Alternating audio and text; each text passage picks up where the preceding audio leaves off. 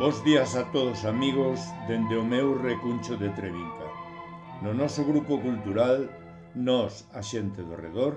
non só colaboran literatos, escritores, poetas, pintores, debuxantes e artistas de todas as disciplinas.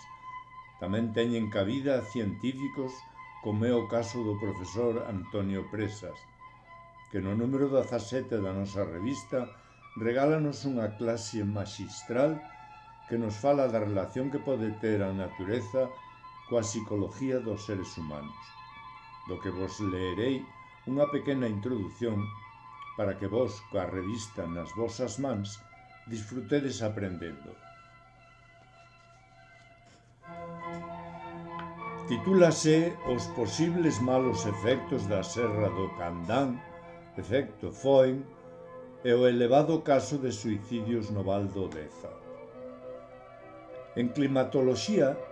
dáse un caso en certo modo sorprendente en determinados lugares protexidos por sistemas montañosos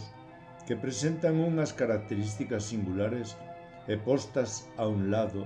e ao outro das serras, exemplos Alpes, montañas rocosas, Cordilleira Cantábrica, etc.,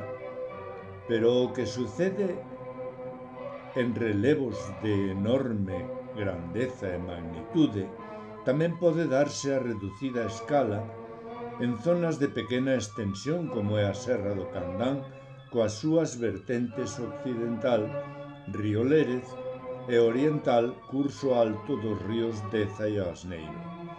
O que sucede nesas situacións denomínase efecto Foen,